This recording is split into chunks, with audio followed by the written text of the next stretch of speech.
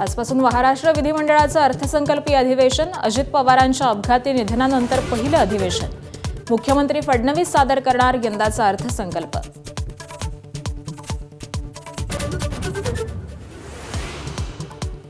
यंदाच्या अर्थसंकल्पासाठी अजित पवारांनी पूर्ण तयारी केली होती. सुनेत्रा पवार, मुख्यमंत्री फडणवीसांसह एकनाथ शिंदेंकडून अजितदादांच्या आठवणींना उजाळा. तर अपघाताची सीबीआय चौकशी करणार, मुख्यमंत्र्यांची माहिती.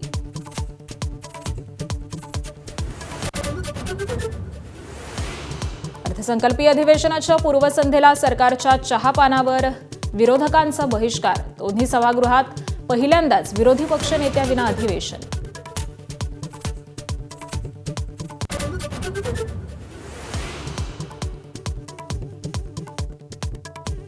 अर्थसंकल्पीय अधिवेशनात विविध मुद्द्यांवरून सरकारला घेरण्याची विरोधकांची रणनीती. लाचखोरी प्रकरणात नरहरी झिरवाळांचा राजीनामा घ्यावा, विरोधकांची मागणी. तर पुराव्यांमध्ये झिरवाळांचं नाव नाही, मुख्यमंत्र्यांकडून क्लीन चिट.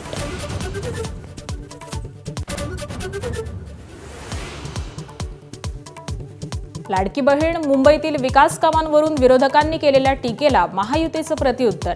तर विरोधी पक्षनेता हा विषय सभापती आणि विधानसभा अध्यक्षांचा, सरकारकडून स्पष्ट.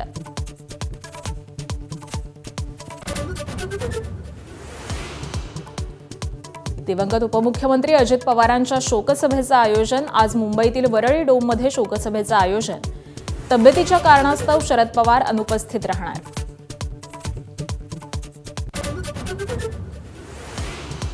महापुरुषांच्या पुतळ्यावरून बुलढाणा, हिंगोलीसह सोलापुरात वादंग. सोलापूरच्या मोहोळमध्ये विनापरवानगी छत्रपती संभाजी महाराजांचा पुतळा उभारण्यानं वाद.